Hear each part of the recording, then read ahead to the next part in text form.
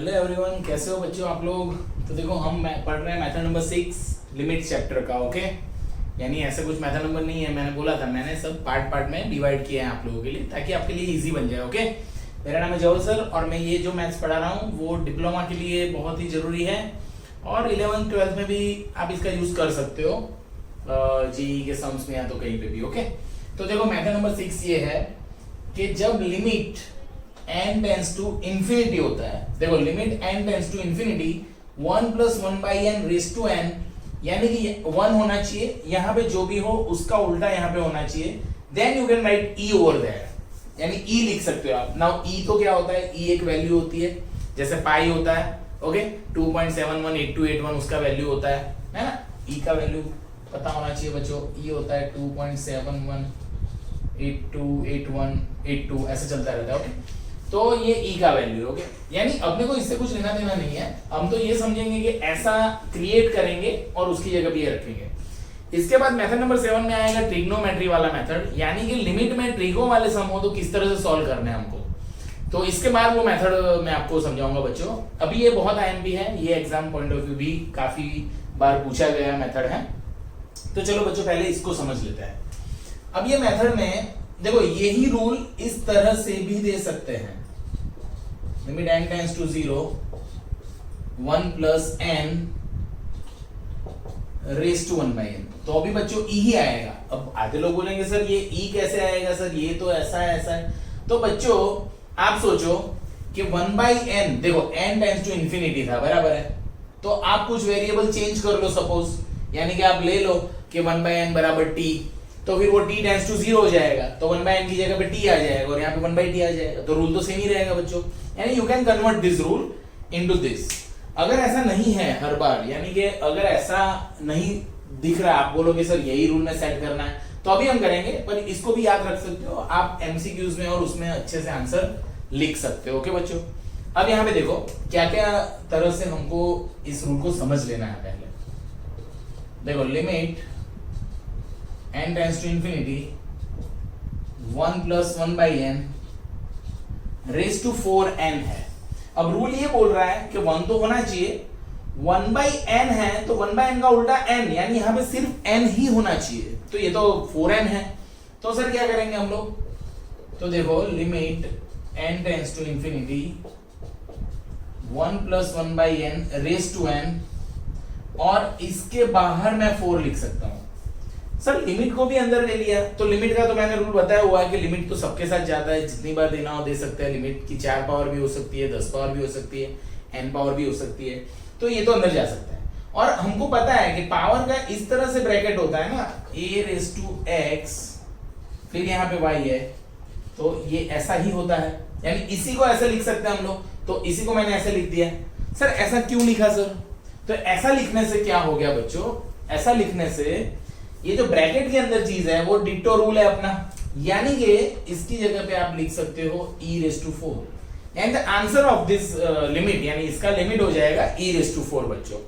तो बहुत इजी हो गया ये, तो ऐसे समझना है आपको, बराबर है बच्चों।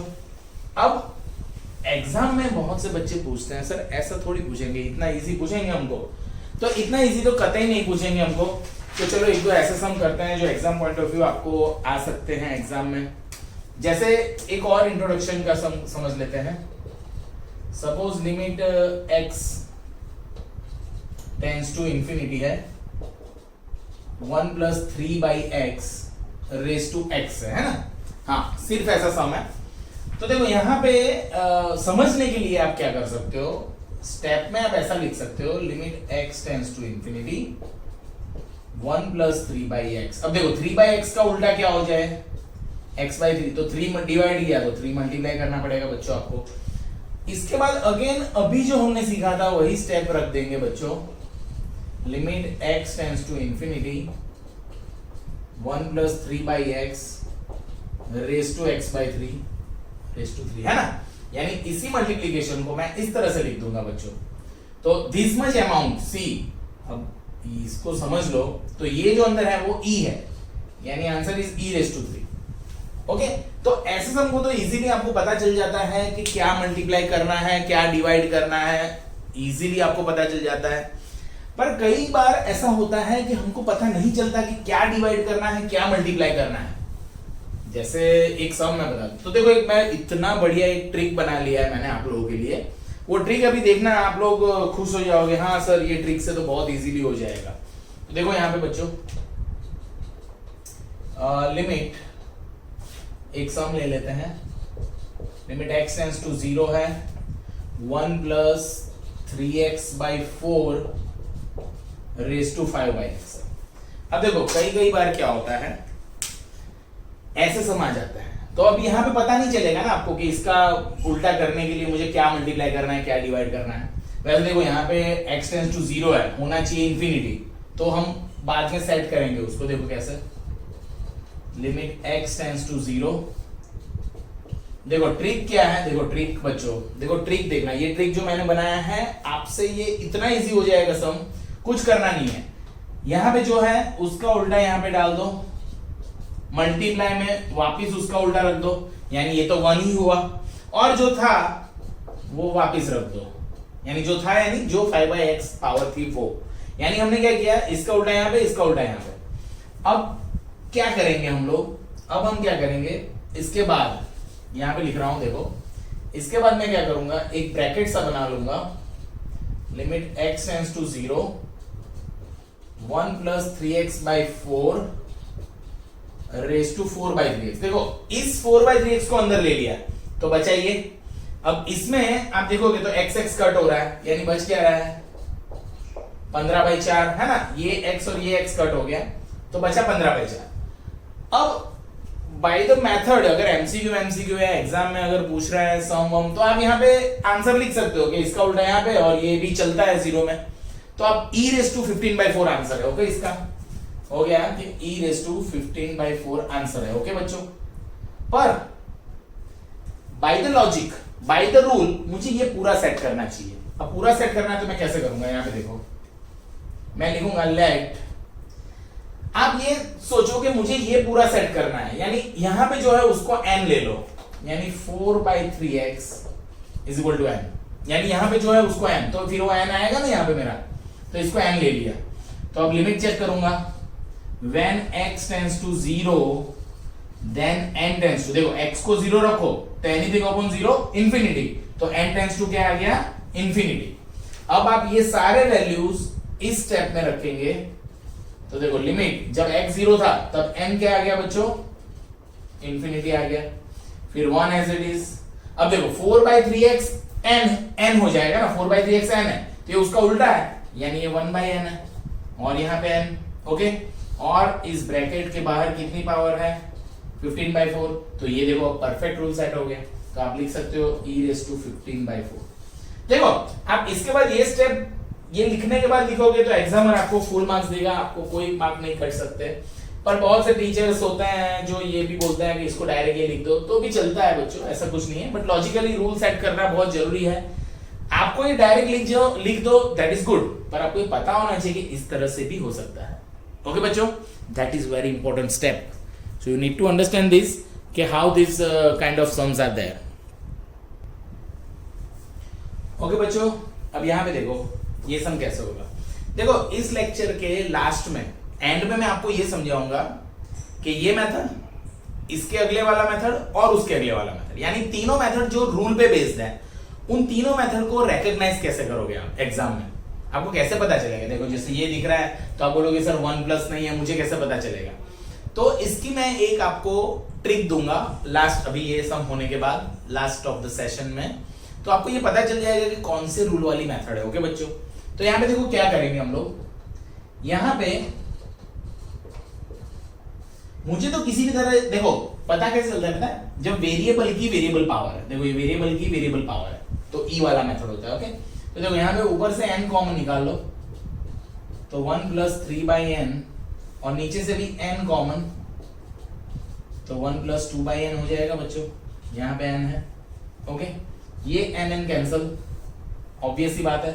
अब मैं क्या करूंगा, ये n भी दोनों को दूंगा और लिमिट भी दोनों को दे दूंगा, यानी कि बच्चों limit n tends to infinity 1 plus 3/n raise to n, और अपॉन में limit n tends to infinity 1 plus 2 by n raise to n।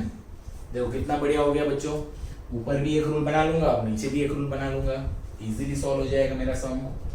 तो बिकॉज ऑफ दिस, इसको करने के लिए मैं क्या करूंगा, देखो limit n tends to infinity, अब ऊपर है 1 plus 3 by n raise to n by 3 into 3 कर लिया मैंने, और नीचे same limit n tends to infinity 1 plus 2 by n था, तो n बाई 2 इंटू 2 कर लिया।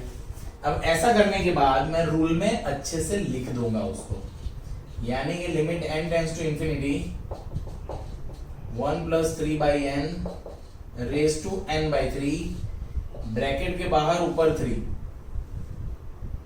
और यहां पे limit n tends to infinity 1 plus 2 by n raise to n by 2, इतना ब्रैकेट में ले लूंगा और यहां पे 2 रख दूंगा। यानी देखो बच्चों, दो रूल बना लिए मैंने। रूल क्या है कि 1 होना चाहिए, यहाँ पे जो उसका उल्टा यहाँ पे होना चाहिए n इंफिनिटी होना चाहिए, तो इसका मतलब e raise to 3 upon e raise to, है ना, ऊपर हो गया e रेज टू 3, नीचे हो गया e रेज टू 2, सो ये हो गया e raise to 3 minus 2 that is e raise to 1 that is e answer. तो ये हो गया बच्चों ये सम, और ये सम को आप लिख सकते हो IMP, यानी कि इंपॉर्टेंट सम। आप किसी भी तरह देखो, इस सम को अच्छे से समझो, लिमिट का ये सम एग्जाम पॉइंट ऑफ व्यू काफी तगड़ा और अच्छा है। ओके बच्चों, तो आप इसको समझ लो अच्छे से। अब देखो बच्चों, आपने मेरे पास ये तीनों मेथड सीख ली, अभी आज हमने ये मेथड सीखी, तो ये थी बेटा मेथड नंबर 4, ये था मेथड नंबर 5, और ये करंट मेथड यानी कि मेथड नंबर। अब देखो बच्चों, एग्जाम में कैसे पता चलता है, तो यहां पे आप देखोगे तो आपको दिख रहा है कि जो वेरिएबल है ना, यहां पे जो होता है वो वेरिएबल होता है। ओके, वो देखो, वो वेरिएबल जो है वो कहां पे होता है, बेस में होता है ना, वेरिएबल इन बेस, यहां पे बेस में होता है, तो आपको पता चल जाता है कि बेस में है और पावर का कुछ खेल चल रहा है, तो मैं ये रूल यूज करूंगा। यहां पे क्या होता है, यहां पे जो होता है वो वेरिएबल होता है, तो वेरिएबल कहां पे चढ़ा हुआ है, तो वेरिएबल इज इन पावर। देखो वेरिएबल सिर्फ पावर में होता है, यानी बेस में जो होता है वो कांस्टेंट होता है, ये भी याद रखना जरूरी है बच्चों। और इस रूल में, इसमें क्या होता है, देखो ये पूरा वेरिएबल वाला टर्म है और ये भी वेरिएबल है, यानी कि variable both in base and power. Okay बच्चों, देखो यहाँ पे वेरिएबल की कांस्टेंट पावर होती है, यहाँ पे कांस्टेंट की वेरिएबल पावर होती है, यहाँ पे वेरिएबल की वेरिएबल पावर होती है। तो ये ट्रिक याद रखोगे बच्चों, तो आप मेथड नंबर 4, 5 और 6 अच्छे से अप्लाई कर सकते हो, अदरवाइज कंफ्यूजन एग्जाम में पता नहीं चलता कभी कभी फॉर्मेट कौन सा है, किस तरह से इसको गिनूं। तो ट्रिक ये याद रखना बच्चों कि मेथड नंबर 4, 5 और 6 किस समय पे लगाना है, क्या ऑब्जर्वेशन करना है मेथड में, किस तरह से अप्लाई करना है बच्चों। ओके, तो देखो यहां तक जो मेथड हुए ना, 6 मेथड्स, मेथड नंबर 1, 2, 3, 4, 5, 6 लिमिट्स के, और 6 वीडियो आपको YouTube पे अच्छे से मिल जाएंगे, पूरा प्लेलिस्ट मैंने बना के रखा हुआ है। Method number 7 is the most timely method, that method which is based on a trigonometry. Okay, तो वो हम करेंगे बच्चों, पर आपको ये समझ में आ जाना चाहिए। ओके, और आप अपने कॉलेज के फ्रेंड सबके साथ ये शेयर करना। ओके, क्योंकि ये बहुत मेहनत से बनाए हुए वीडियो है जो आपको एग्जाम में बहुत हेल्प कर देंगे। ओके, और देखो जनरली क्या होता है, मैथ्स 2 वैसे डिप्लोमा इंजीनियरिंग का रूल है, मैथ्स 2 पास तो डिप्लोमा पास, है ना। मैथ्स 2 इजीली आ गया आपको, तो आपको कोई नहीं रोक सकता, डिप्लोमा में आपकी कहीं पे केटी नहीं आ सकती अगर मैथ्स 2, क्योंकि मैथ्स 2 में टॉपिक ज्यादा है बच्चों। जो 11, 12 साइंस वाले बच्चे जो 2 साल में अच्छे से रिपीट करते हैं, हमको करना पड़ता है 3-4 महीने में। ओके, तो डेरिवेशन चालू होगा, लिमिट, अब ये लिमिट खत्म हो जाएगा, लास्ट मेथड है इसके बाद, फिर डेरिवेशन चालू होगा, तो वो लेक्चर सारे बहुत ही कंसंट्रेशन से पढ़ना बच्चों। उसके भी मैं लेक्चर सीरीज बनाऊंगा सारे, वो भी आपको मिलेंगे देर सवेर। ओके, पर ये आप अभी के लिए लिमिट क्लियर कर लो, बहुत बढ़िया वाला। ओके बच्चों, थैंक यू।